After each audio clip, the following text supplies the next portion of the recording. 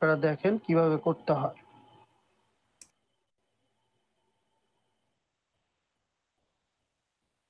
আচ্ছা, এটা কি ফাংশন দিয়ে করব না ওয়ান ক্লিকই করব, কোনটা সুবিধা হবে? ভাই আপনার স্ক্রিন দেখতে পাচ্ছি না।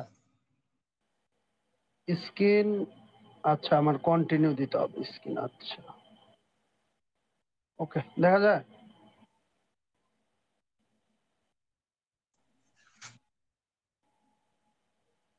আপনি হোস্টিং কয় জিবি জানিয়েছিলেন সেলিম? স্যার 1 জিবি আর কত জানি দিছিলেন আপনি। আচ্ছা, ঠিক আছে। ওকে, তো যেহেতু 2 জন 3 জন ছাড়া অফলাইনে কাজ করেন, তাই না?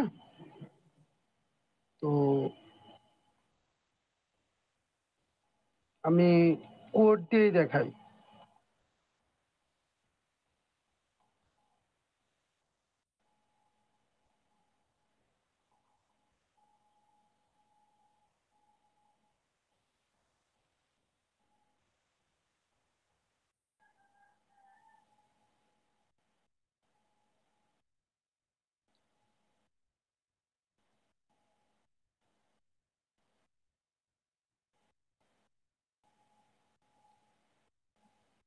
আচ্ছা, ওয়ার্ডপ্রেস যখন আপনারা মাল্টি সাইটে কনভার্ট করবেন, হ্যাঁ, তখন সেলিম ভাই না সবকিছু ঠিকঠাক আছে, আমাকে একটু ফেসবুকে মেসেজ দেন তো, আপনার অ্যাক্সেসটা দিয়ে দিই।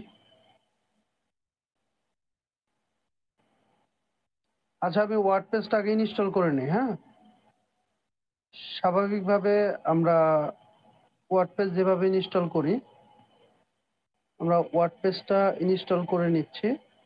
ইউজার নেম দিয়ে দিলাম হচ্ছে সেলিম, আর পাসওয়ার্ড হচ্ছে পাস।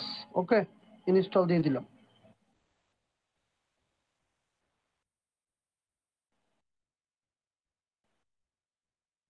পাসওয়ার্ডগুলো চেঞ্জ করে নিন, আপনাকে ক্লাসের শেষে পাসওয়ার্ড নিয়ে যেতে চেঞ্জ করে নিন, ঠিক আছে সেলিম রানা? জি স্যার। আচ্ছা, ওয়ার্ডপ্রেস ইনস্টল হয়ে যাওয়ার পরে আমরা সাধারণত একটা ওয়ার্ডপ্রেস সাইট কিভাবে দেখি বলেন তো? এই হচ্ছে ড্যাশবোর্ড, না? এই তো, আমরা এটার সাথে একদম 100% পরিচিতি, তাই না? তো আজকে আমরা নতুন একটা অপশন শিখব, কিভাবে একটা প্যানেলের ভিতরে অনেকগুলো সাইট চালানো যায়, মানে একটা ডাটাবেজের ভিতরে। আপনার এই ওয়ার্ডপ্রেস ফোল্ডারের ভিতরে চলে আসবেন, আসার পর ডাব্লিউপি কনফিগ নামের যে এডিটর আছে .php, এটাকে এডিট করবেন। সেটা হতে পারে লোকাল হোস্ট, হতে পারে অনলাইন, কোনো সমস্যা নাই। এটা এডিট করে একদম নিচের দিকে চলে আসবেন। এই নিচের দিকে যে ডাব্লিউপি ডিবাং ফলস, আমি একটু ফন্টের সাইজটা একটু বড় করে দেখাই। এই দেখেন ডাব্লিউপি ডিবাং ফলস, হ্যাঁ, ডিফাইন। তো এই জায়গায় আপনি এন্টার দিয়ে আমি একটা কোড দিয়ে দিব, এই কোডটা এটা বসাবেন। হ্যাঁ, এইটুকু বসাবেন। এটুকু হচ্ছে একটা কোড, যেটা এটা একটা ফাংশন। এটা হচ্ছে একটা function, define WP allow multi site true. আমি এটা সেভ দিয়ে দিচ্ছি। এখন এইখানে আমি একটা জিনিস দেখাই, টুলসের ভিতরে কি কি অপশন দেখতে পাচ্ছেন? 2টা 4টা 6টা অপশন, তাই না? সেটিংসে কয়টা? 2টা 4টা 6টা 7টা, তাই তো? আর ভালো করে এর চেহারাটা একটু দেখে নিন। ওকে, সবাই আমাকে শুনতে পাচ্ছেন? জি ভাই। আমি এখন রিলোড দিচ্ছি। হ্যাঁ, রিলোড দিলে দেখবেন কিছু নতুন ফাংশন আমরা পাচ্ছি। তো দেখেন, টুলসের ভিতরে আমরা নতুন একটা ফাংশন পেয়েছি, নেটওয়ার্ক সেটআপ। পেয়েছি? জি ভাই। এখন নেটওয়ার্ক সেটআপে আমরা যাব। এটা আমি সরাসরি অটো করতে পারতাম, বাট আমি করলাম না, এই কারণেই যে যেন আপনাদের কোনো সমস্যা না হয় বুঝতে, কারণ অনেকে অফলাইনে করছেন, অফলাইনে তো আর অটো পাবেন না। তো এখানে সাব ডোমেন হিসাবে ইউজ করা হয়েছে site1.selimnara.com, সরি .xyz, site2, এটা হচ্ছে একটা এক্সাম্পল দিয়েছে। আর একটা এক্সাম্পল হচ্ছে লাইক selimnara.xyz/site1। এটা হচ্ছে দুইটাকেই সাব ডোমেন বলে। এটাকে বলে হচ্ছে সাব ডিরেক্টরি, এটাকে বলে সাব ডোমেন। সাব ডিরেক্টরি আর সাব ডোমেনের ভিতরে পার্থক্য হচ্ছে সাব ডোমেন আপনার তৈরি করতে হয়, সাব ডিরেক্টরি ভিতরে একটা ফোল্ডার তৈরি হয়, মানে তৈরি করতে হয় না। আমরা সব সময় কাজের সুবিধার্থের জন্য মানে কোনো ধরনের ইরর শো করবে না, আমরা সাব ডিরেক্টরি ইউজ করব। আমরা ইনস্টল দিচ্ছি, ওকে। আমরা আমাদের সাইটে এভাবে এখানে এই নামে একটা সাইট হবে, এই নামে একটা সাইট হবে, আর এটা ইউজ করলে এই নামে একটা সাইট হবে। আমরা এটা সিলেক্ট করে দিলাম, ওকে। দুইটাই আপনি করতে পারবেন, না নাই, বাট যারা লোকাল হোস্টে কাজ করেন তারা এটা সিলেকশন করবেন, একদম এটা সিলেকশন করবেন। এই জন্য আমি এটা দেখাচ্ছি। তো নেটওয়ার্ক টাইটেল দিলাম ধরেন সেলিম রানা, ওকে। তো ইনস্টলে ক্লিক করলাম। এখন ইনস্টলে ক্লিক করার পর আমাদের একটু ওয়েট করতে হবে। দেখেন এখানে আমাদের কিছু জিনিস ফ্লাপ করতে বলা হয়েছে।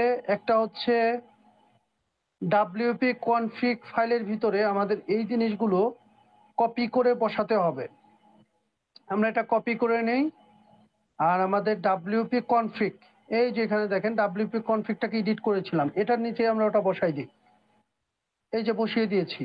দেন আমরা সেভ চেঞ্জ করব, কোনো অসুবিধা নাই, শুধুমাত্র এই সেমিকোলনের পরে আপনি এই জিনিসগুলো বসাইলেই হয়েছে, যে কোনো জায়গায় উপরে নিচে কোনো অসুবিধা নেই। আর যেটা বলা হয়েছে এখানে এখানে বসা হয়েছে at the following to your .ht access. .ht access কি? আপনারা লোকাল হোস্টে .ht অ্যাক্সেস নাও পেতে পারেন, আবার পেতেও পারেন। আর সি প্যানেল যারা ব্যবহার করেন .ht অ্যাক্সেস এখানে খুঁজে পাবেন না, এখানে সেটিংসে আসবেন, শো হিডেন ফাইলস, এটা ইনেবল করে সেভ দিবেন। সেভ দেওয়ার পর এই দেখেন .ht অ্যাক্সেস, এটা এডিট করবেন। এডিট করে আমাদের যে কোডগুলো দেওয়া হয়েছে এই কোডটা কপি করে নিয়ে এই .ht অ্যাক্সেসের ভিতরে যেখানে দেখেন অনেক ফাইল আছে, তো আপনি আপনার মতো এখানে বসাবেন, এখানে আপনি আপনার মতো আপনি বসাবেন, বাকি সব ডিলিট করেন, বাকি কিছু লাগবে না। Save change. এখন আমাদের যদি এই ফাইলটা এবং ডাব্লিউপি কনফিগের এই ফাইলটুকু বসানো সঠিক হয়ে থাকে, তাহলে আমরা এটাকে রিলোড করলে অথবা লগ ইন করলে এগেন লগ ইন দিলে আমরা এখানে আরো কিছু ফাংশন পাবো। আমরা দেই হচ্ছে কি যেন দিয়েছিলাম, ইউজার নেম সেলিম, তাই না? আর পাসওয়ার্ড হচ্ছে PASS, ওকে। আমরা লগ ইন করে নিচ্ছি। দেখেন এখানে নতুন একটা অপশন আসছে, আপডেট ছিল আগে, কি আসছে এখানে, কি আসছে? মাই সাইট, তাই না? আর বাকি সব পোস্ট, মিডিয়া, পেজ, কমেন্টস, তারপরে আপনার থিম, প্লাগ ইন, ইউজার, টুল। দেখেন মজার বিষয় হচ্ছে এখানে প্লাগ ইনে মানে থিমে টাচ করলে এখানে আসছে, প্লাগ ইনে টাচ করলেও আসে।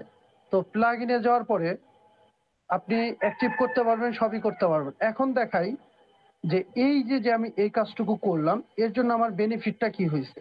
আমি মাই সাইটের ভিতরে যাই, দেখেন এখানে মাই সাইটের ভিতরে আসার পর এটা আপনার রুট সাইট, প্রাইমারি সাইট, আমরা যেটা শুরুতে ইনস্টল করলাম, এটার যদি আমরা ড্যাশবোর্ডে যাই, এই যে এখন আমরা এটার ড্যাশবোর্ডে আছি, এটার জন্য আমরা থিম ইনস্টল করতে পারবো। এই যে থিম ইনস্টল করা আছে, আমরা দেখেন এখানে অ্যাড নিউ অপশন পাচ্ছি না থিমের, দেখতে পাচ্ছেন?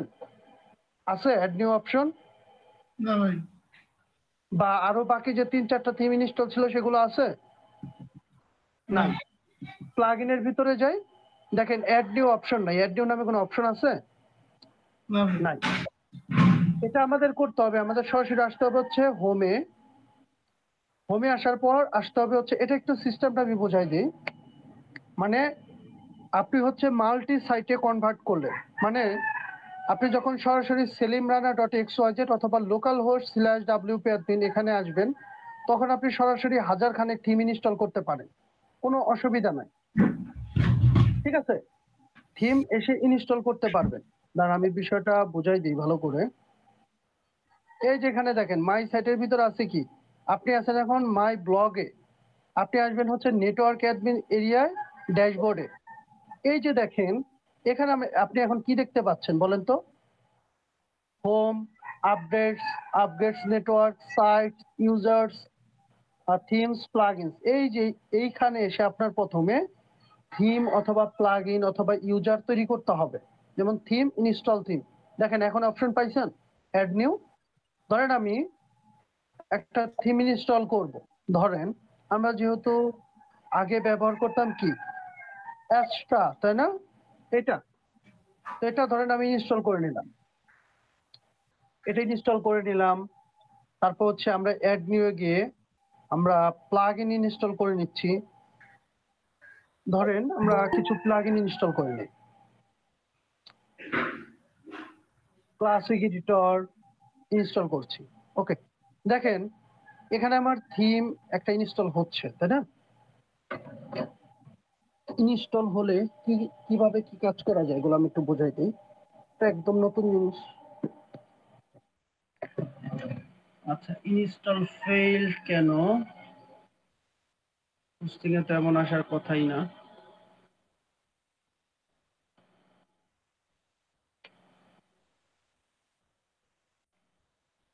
আচ্ছা, এটা ইনস্টল হইতে থাকুক। আমরা একটা কাজ করি, আমরা সাইটের ভিতরে গিয়ে অল সাইটে যাই। হ্যাঁ, কই আসলাম বলেন তো? অল সাইটে দেখেন এটার নাম কি? মেইন। আপনি অ্যাড সাইডে ক্লিক করে নতুন একটা ওয়ার্ডপ্রেস ইনস্টল করতে পারেন মুহূর্তের মধ্যে। নাম নাম দিলাম ধরেন হচ্ছে নিউজ পেপার। ওকে, কি নাম দিলাম? Newspaper. আর সাইট টাইটেল দিলাম হচ্ছে নিউজ পেপার। অ্যাডমিন ইউআরএল দিলাম হচ্ছে মানে সেলিম রানা যেটা দেয় ওইটা দিতে পারেন বা আগের ইমেলটা দিতে পারেন। এটা দেওয়ার পর আমি অ্যাড নিউ ক্লিক করলাম। দেখেন মজার ব্যাপার হচ্ছে এটা আমি ক্রিয়েট করার সাথে সাথে আমার একটা সাইট তৈরি হয়ে যাবে। দেখেন কি দেখাইছে? সাইট অ্যাডেড, ভিজিট ড্যাশবোর্ড, আর হচ্ছে কি এডিট সাইট, তাই না? দেখেন ড্যাশবোর্ডে আমরা যদি ভিজিট করি, দেখেন কি নামে ড্যাশবোর্ড আসছে। দেখেন দেখেন একটু খেয়াল করেন কি আসছে মাঝখানে ইউআরএল এ কি আসছে? নিউজ পেপার, তাই না? আর এটা যদি আপনি এভাবে যদি আপনি ভিজিট করেন এভাবে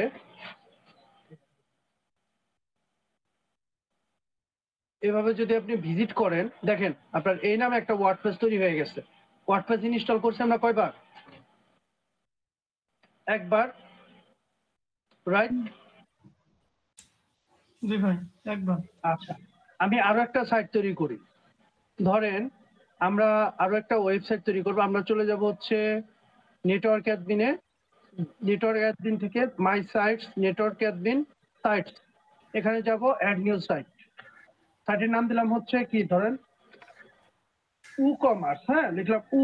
ওকে, আচ্ছা দাঁড়ান,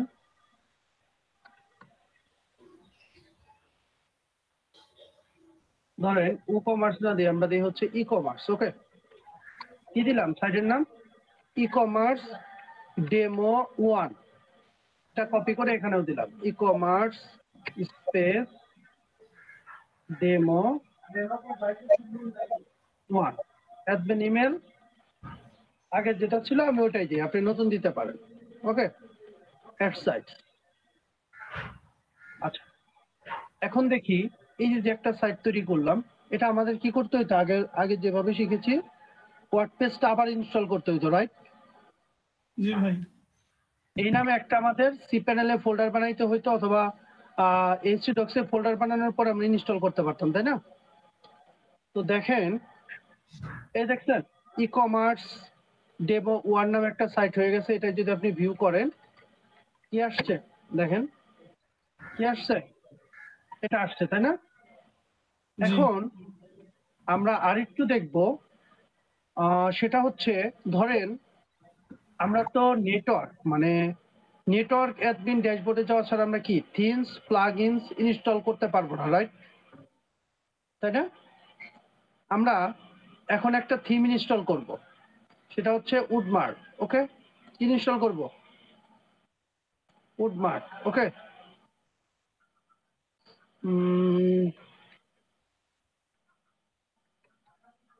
আমরা উডমার্টটা ইনস্টল করে নিই আপনাদের বোঝানোর জন্য। একটা নিউজ পেপার ইনস্টল করেছি, একটা উডমার্ট, একটা হচ্ছে সেলিম রানের হোম পেজ, ওয়েবসাইটের হোম পেজ। হোম পেজটা অটোমেটিক ইনস্টল করেছিলাম, দেন আমরা নতুন দুইটা ওয়েবসাইট ইনস্টল করলাম, রাইট? এখন আমরা প্রত্যেকটার ক্ষেত্রে একটা করে থিম ইনস্টল করে নিচ্ছি।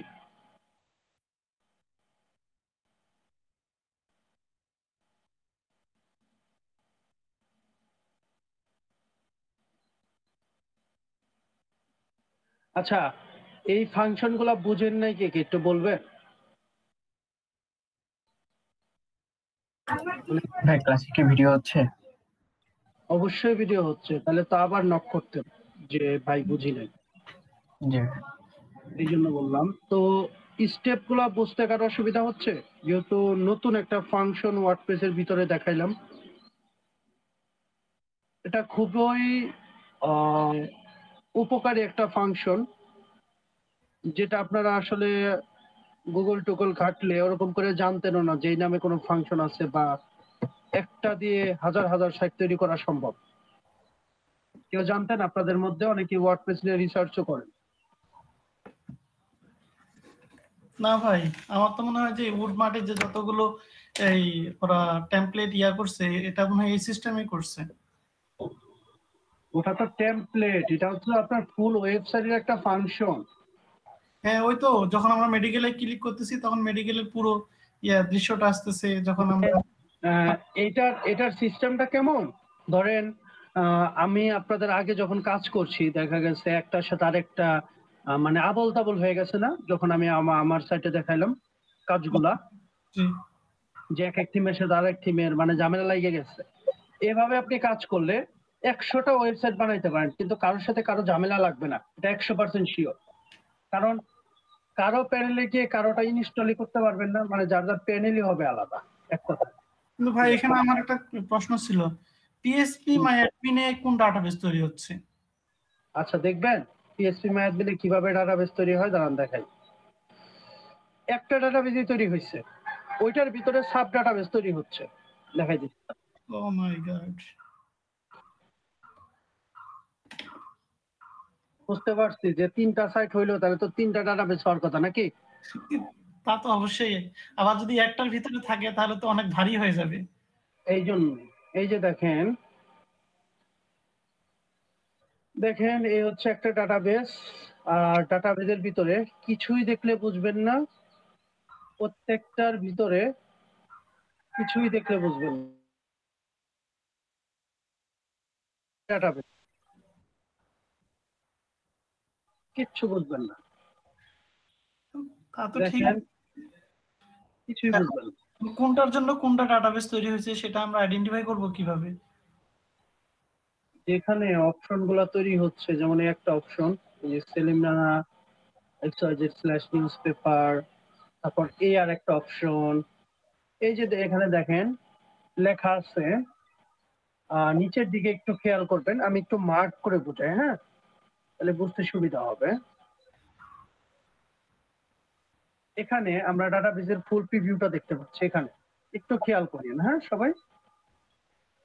এখানে দেখেন আমি 3টা মার্ক করব, একটু মিলিয়ে নেন। 1 2 3, এই যে 3টা মার্ক করলাম, এখানে 2, এখানে 3 আর এখানে 1 2 কিছুই নাই, দেখেন তো বাকি সব লেখা মিল আছে কিনা।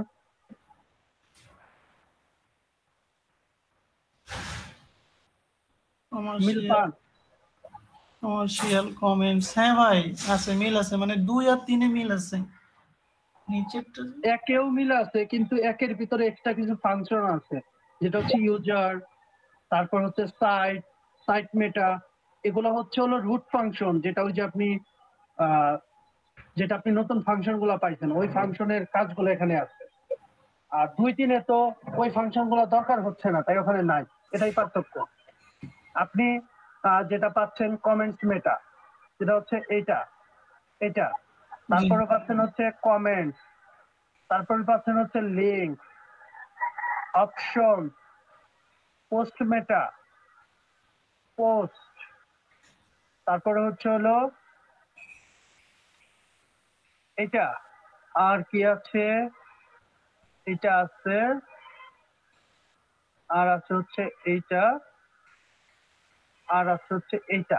এইগুলা হচ্ছে প্রত্যেকটা ওয়েবসাইটের ডিফল্ট ফাংশন, মানে নিজের ফাংশন। আর বাকি যেগুলা নিচে আমার টিক মার্ক করা নাই, এটা হচ্ছে আপনার সব ওয়েবসাইটের যত ইউজার জমা হবে এক জায়গায় জমা হবে, ঠিক আছে? জি দাঁড়ান একটু ভালো করে বুঝাই। মানে আর বাকি যেগুলো আছে, এক কথায় যেমন আপনি কোনো ব্লগ লিখবেন, না ব্লগটা আসলে সরি, ব্লগটা হচ্ছে ওই ওদেরই অংশ, ব্লগ ওদেরই অংশ। মানে হচ্ছে এক কথায় বাকি যেগুলো আছে, সাইন আপ, সাইট, সাইট মেটা, এগুলো সবগুলো হচ্ছে তিনটা, মানে 3টা 4টা 10টা 15টা 20টা যত সাইট করেন সবাইকে ও সাপোর্ট দিবে। তো মানে এগুলো এটা কমন হিসেবে ব্যবহার হবে বাকি হ্যাঁ সাইটগুলো। হ্যাঁ হ্যাঁ হ্যাঁ, আশা করি ক্লিয়ার। দেখেন এই যে এখানে দেখেন অপশনে গেলে দেখেন শুধু সেলিম রানা থাকবে, এখানে দেখছেন সেলিম রানা। আর 3 নাম্বারটায় থাকবে হচ্ছে ই কমার্স, অপশনে গেলে থাকবে ই কমার্স ডেমো 1, পাইছেন? ঠিক আছে, জি ভাই। আরো 10টা ক্রিয়েট করলে আরো 10টা এরকম তৈরি হবে। ওকে, আচ্ছা, ফাইল ম্যাক্সিমাম আপলোড লিমিট, এটা সলভ করতে পারেন না সবাই? পিএসপি লিমিট আইএনআই, পারি ভাই। আচ্ছা পারলে ভালো। আমি আপাতত যেটা করি, ও আর একটা জিনিস দেখাই, দেখেন আমরা ফাইল ম্যানেজারের ভিতরে এখানে তাহলে তো আমাদের হিসাব অনুযায়ী এগুলার উপরে নিউজ পেপার, তারপর ই কমার্স এরকম ফোল্ডার হওয়ার কথা ছিল না? উপরে ছিল, জি জি যেহেতু সাবডোমেইন হয়েছে। দেখেন ফোল্ডার আছে কোন ফোল্ডার? না কারণ এই একটা ওয়ার্ডপ্রেসের ভিতরে সব চলতেছে। এই ডাব্লিউপি কন্টেন্টের ভিতরে আপনি 50টা থিম আপলোড করলে এখানেই থাকবে।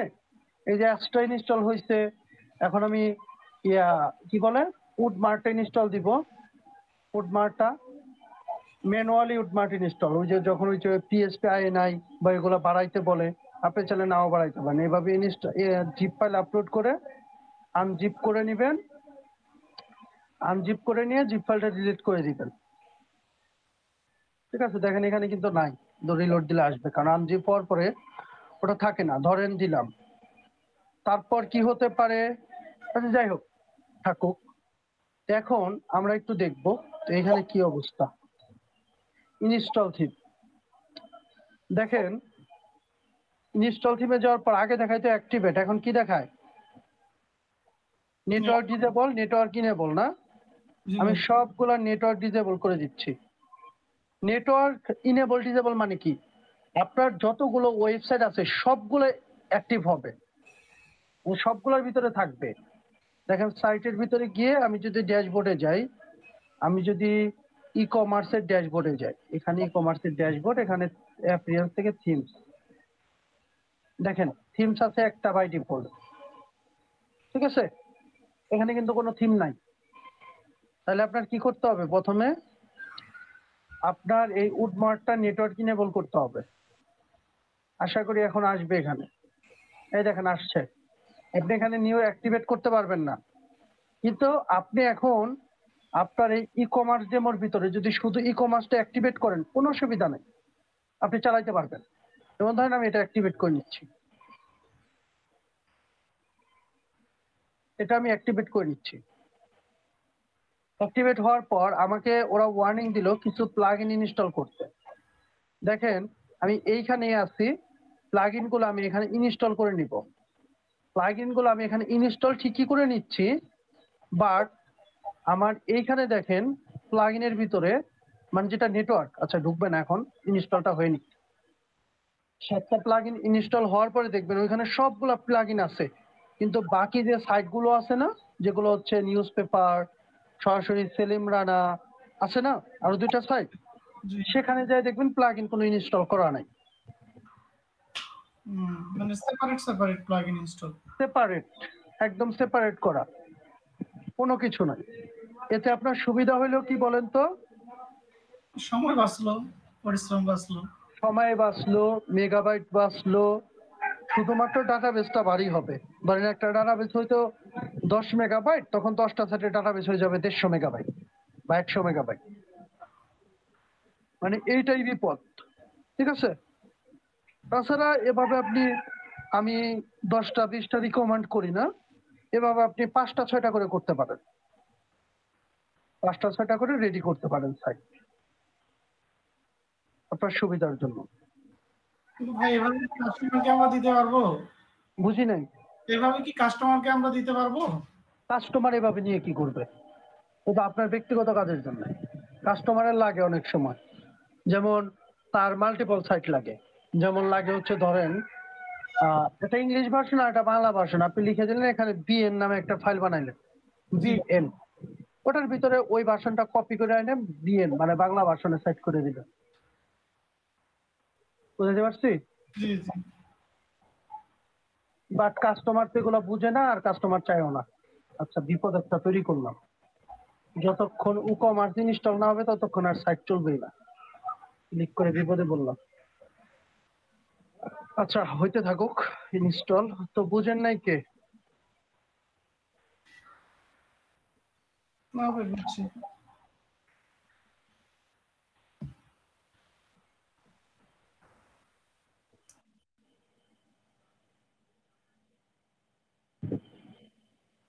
আচ্ছা, বুঝলে ভালো। কতক্ষণ মেনটেনেন্সে পড়ে থাকবো আল্লাহ জানে। ক্লিক করেও মহাবিপদে পড়লাম।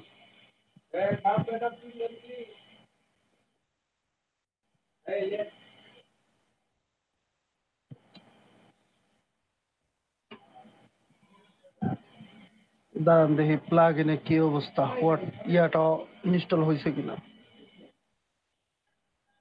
ও, ওপস, এখনো আসে নাই ও কমার্সটা। শেষ প্লাগ ইন ছিল ও কমার্স, এখানে আসে না এখনো।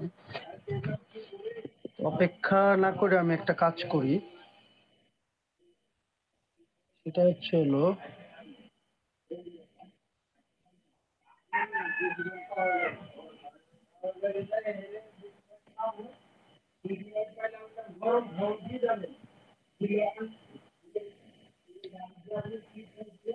সেই কমার্সটা আমি আপ করে দিচ্ছি ম্যানুয়ালি, তাহলে সময় বাঁচবে আর কি।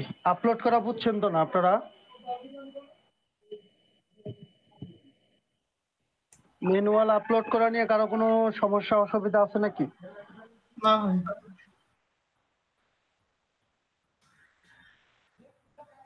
আচ্ছা, ঠিক আছে।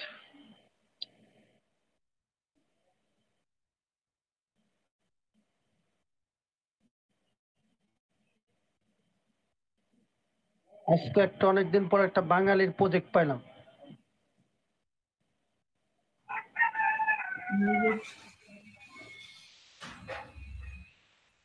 PHP project. $440 স্যার।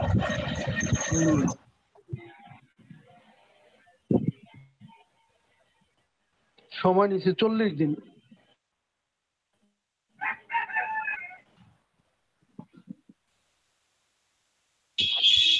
কি কাজ স্যার এটা? ইনভেস্টমেন্ট, ইনভেস্টমেন্ট আর রিসার্চ শুরু করা।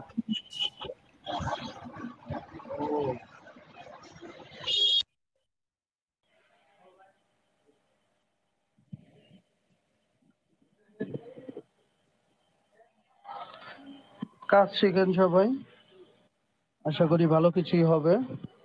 ওয়ার্ডপ্রেসটা শেখা শেষ করে প্রয়োজনে নিজে নিজে ডেভেলপমেন্ট পাওয়ার চেষ্টা করবেন, অথবা কারো কোর্স কিনে নিয়ে ডেভেলপমেন্টের চেষ্টা করবেন। ভাই ওই যে সাইটটা বানাবেন এটা কি ওয়ার্ডপ্রেস দিয়ে? না না, ওয়ার্ডপ্রেসের 40,000 টাকার প্রজেক্ট পাওয়া কষ্টকর। আচ্ছা। PHP Laravel. ও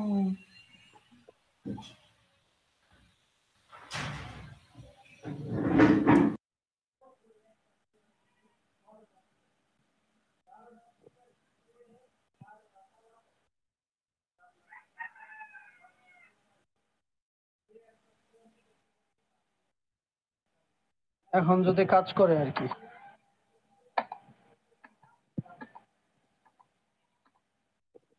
একটা বিপদ না? আচ্ছা, এই একটা সমস্যা ওয়ার্ডপ্রেসের, হুট করে প্লাগ ইন বা থিম আপডেট ইনস্টল, এই সময় যদি কোনো কারণে ভুল করে ক্লিক করে ফেলেন, মোটামুটি মিনিট 10 জায়গা তার প্রসেসিং রেডি হয়ে চলতে, মেনটেনেন্সই রাখে সে। বুঝতে পারছি? তো যাই হোক, ওকে, ঠিক হয়ে যাবে খুব দ্রুত আশা করি। আচ্ছা, এগুলো হইতে থাকুক, সমস্যা নেই। এখন আর কি কারো কোনো আগের ক্লাসে কোনো সমস্যা আছে?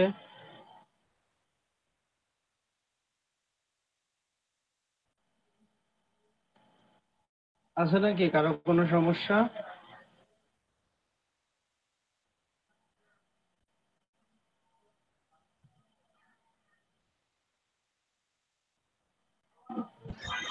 আমি তো স্যার কাজই করতে পারিনি, আজকে ভিডিও দেখে কাজ করতে হবে। আচ্ছা,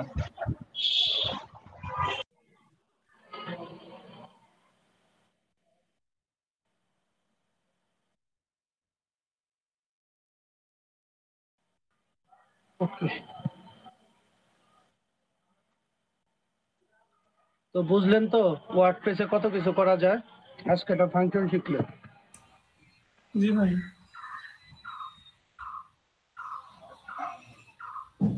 যদি ওয়ার্ডপ্রেসটা তৈরি না হইতো, আমি মনে করি ডেভেলপার হওয়া খুব কষ্টকর ছিল। মানে মানুষের কাজ করা, আর কাজ এত কম টাকায় হতো না। আমার খুব, মানে আমার জন্য খুব ভালো হইতো, স্পেশালি যে দেন পৃথিবীতে ওয়ার্ডপ্রেস নামে কোনো কিছু নাই, ঠিক আছে? তার মানে 10,000 15,000 টাকায় কাজ করা বন্ধ। আর যারা কাজ করাবে তাদের বাধ্য হয়ে কাজ নিতে হবে। সুতরাং প্রত্যেক মূল্য হয়তো মিনিমাম 50,000 টাকা, মিনিমাম। কারণ আপনার পিছনে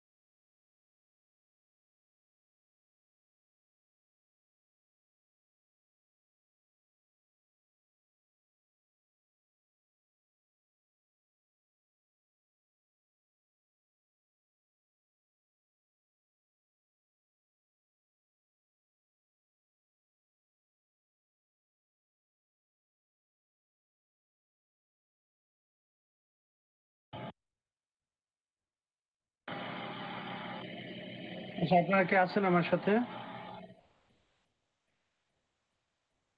সবাই? জি স্যার, আসি স্যার। আচ্ছা, প্লাগইন গুলো আমরা অ্যাক্টিভেট করে নিলাম। এখানে প্লাগইনের ভিতরে আমরা এখানে দেখতে পারবো আমাদের কি কি প্লাগইন আছে এটার ভিতরে।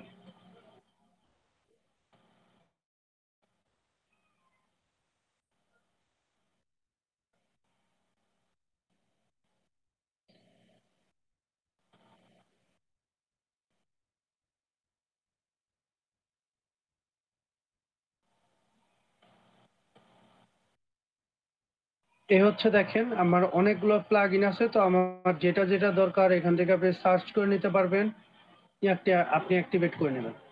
দেন দেখেন আপনি যদি মাই সাইটে যান বা এটা এইখানে আছে অপশনটা যে ভিজিট স্টোর বা ভিজিট সাইট। হ্যাঁ, তো হচ্ছে আপনার সাইট ই কমার্স ডেমো 1। তো আশা করি ফাংশন গুলা বুঝতে পারছেন, বুঝতে পারছেন কি সবাই? জি স্যার, বুঝতে পারছি। ভিডিওটা পারলেই ভালো। স্যার, ভিডিওটা দেখে কি মানে বুঝিনি কি বললেন? স্যার বুঝতে তো ঢুকলে মানে ছোট ভিডিওটা ফাংশন দেখে কাজ করতে হবে স্যার। এইটা আর কি ছোট ফাংশনের কাজ, সবকিছু মনে নেই আর কি। শুধুমাত্র এই ফাংশনটুকু তৈরি করতে পারলেই হয়ে গেল কাজ। তো অল পেজ অ্যান্ড দেখি ইনপুট হয় কিনা। ডেমো এখানে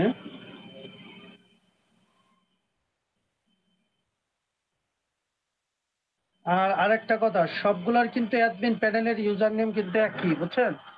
এগুলার কিন্তু আলাদা করে কোনো অ্যাডমিন প্যানেল নাই, বুঝতে পারছেন? ইউজার প্যানেল থাকতে পারে সবার আলাদা আলাদা, বাট অ্যাডমিন প্যানেল কিন্তু নাই। বুঝতে পারছি?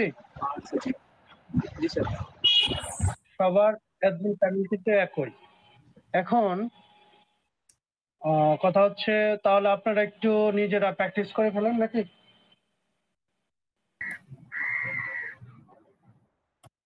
তেলেঙ্গানাটা তো আমি করেই দিলাম, বাকিরা কি করবেন? জি ভাই, আমরা ট্রাই করতেছি। নিজেরা করতে থাকেন। আপনি শুধু ওই প্রথমে ইয়াটা দেন, প্রথমে যেটা ওই config.php ভিতরে যেটা দিলেন কোডটা, ওই কোডটুকু শুধু একটু ইয়া করুন আমাদের। আচ্ছা দাঁড়ান, ওই কোডটুকু আমি আপনাদের, যেহেতু কোড আমি হারাই ফেলছি, আমি এটা এখান থেকে দিয়ে দিতেছি এডিট করে, আপনারা একটু নিয়ে নেন। বাকি কোড আপনারা সাইটেই পাবেন। হ্যাঁ, বাকি কোডগুলো এই জি। এক লাইন কোড শুধুমাত্র দরকার, এটা আমি আপনাদের এই যে এখানে দিয়ে দিচ্ছি।